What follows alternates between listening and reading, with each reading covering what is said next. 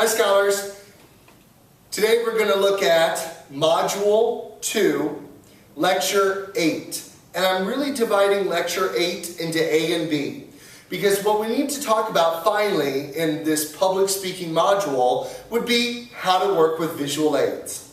And when it comes to visual aids, they should be an attraction and complement the content of your speech. Unfortunately, some visual aids are a distraction and don't complement what you're talking about in your speech.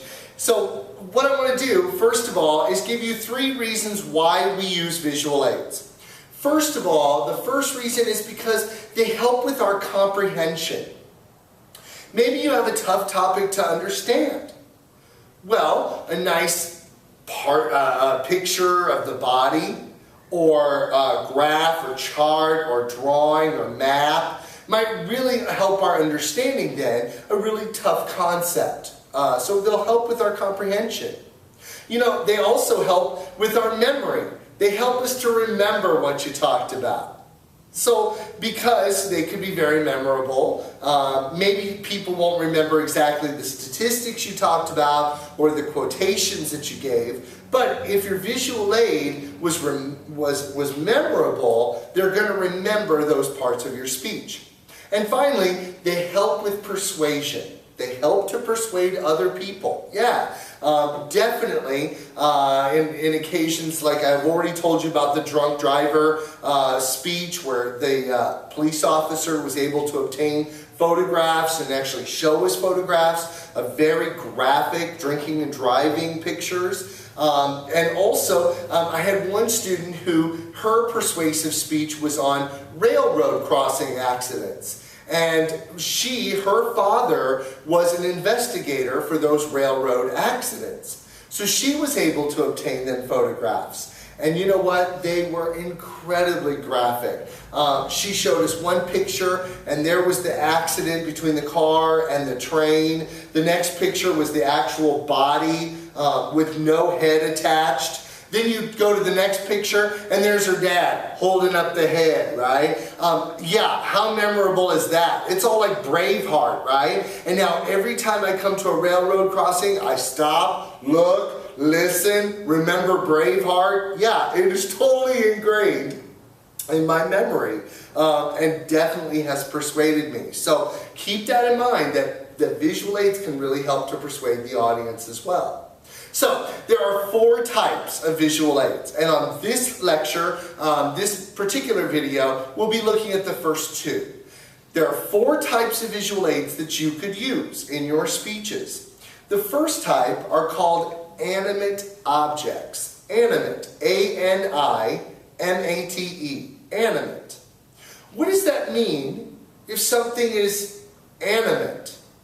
Well, I know, right? We think about animation. But folks, that's because back when they created animation, people thought, whoa, that little mouse named Mickey looks so real, right? Because animate objects are alive. They are living objects. Yeah. And folks, you should know, there are 2 things that will always upstage you as a speaker. Animals and children. Yep. Pets and kids are always going to pull focus away from you. So you've got to really practice with them, right? Very, very important that you practice with them.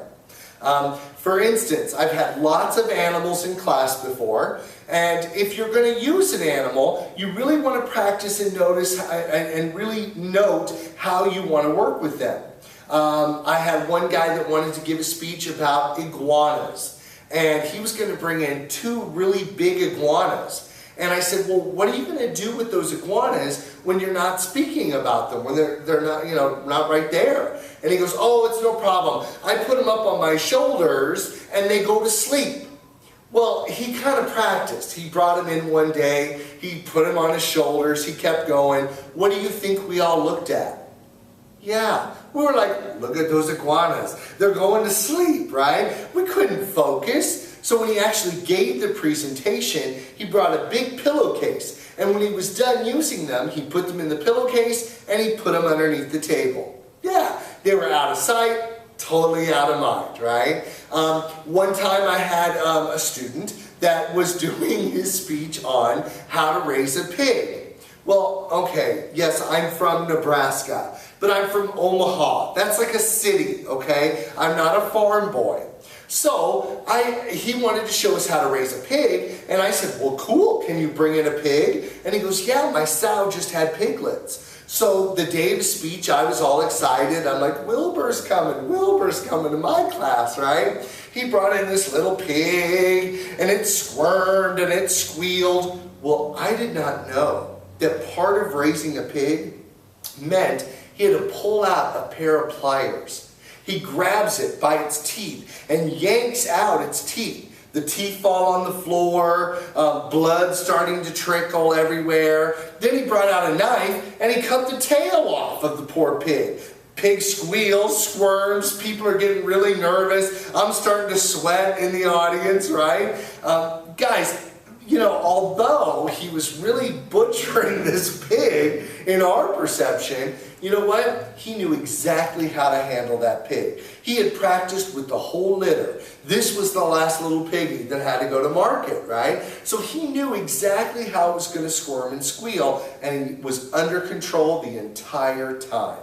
I will tell you, an example of an animal I probably won't ever have back in class. One student wanted to bring in a wolf, and although he pronounced it woof, and so he wanted to bring in his woof, and I said, this wolf is cool, right? He goes, oh yeah, my wolf is my friend.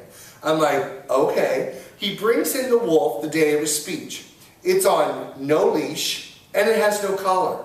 And I'm like, why is that animal running free? And he goes, oh, I can't put anything around its neck because it just chews it right off. Right? Yeah. And I'm like, oh, great. That wolf paced back and forth, you know, on the side of the classroom, in front of the classroom, the entire class period. Just sort of looking at all the students in the same class period. I had a woman giving a speech on parakeets, and she had a cage full of 6 parakeets. So that entire classroom, it was like, tweet, tweet, tweet, tweet, right? It was like Mutual of Omaha's Wild Kingdom in here, you know? So just know that animals are tough to work with. You've got to know how you want to deal with them, okay? Maybe you want to have the dog up here that you're practicing or that you're speaking about, and when you're done, let someone else hold the dog or the leash, okay? Don't want to pull focus. Also, as far as animate objects go, you yourself might be your own visual aid, right? You could be your own animate object. Remember the student, the woman who gave the speech about karate, and she, you know, brought up the 2x4, and she broke it over her head. Well, she was her own animate object. I've had students give informative speeches on tattoos or piercings where they actually show us the tattoos, their body art, right? Body modifications, that's cool. Then you would be your own animate object. I've had students that have done speeches on different disorders. And one guy did a speech on something called microtia. And basically that affects different parts of the face. And it affected him in his ear. And his ear was small, it was not formed correctly, he couldn't hear out of it. But when he got to that part of the speech, he could just easily turn his head, show us his ear, and explain that to us. That took a lot of a positive self-image, right, on his part, but it really made a lasting impression on us. So you might be your own animate object. And also, if you think about, you need someone to help you out in assisting you on a speech, something going on. Well, folks, be careful, because if you have that person standing up here with you, they're not going to mean to do this, but eventually they will start to pull focus, okay? They might, start laughing or snickering. They might make ugly looks, or whatever. So guys, you want to make sure that this person that's helping you out isn't going to be a distraction. So what can you do?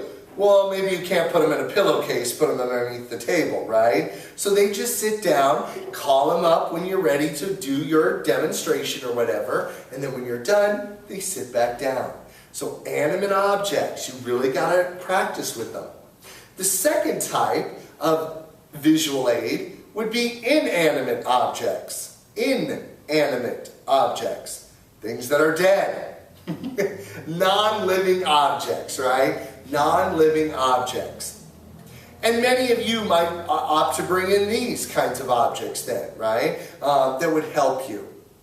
Let's say that I'm giving my speech and it's going to be on frogs, okay? And I start my speech off. Today I'm here to talk to you about the wonderful world of frogs. What are y'all looking at, right?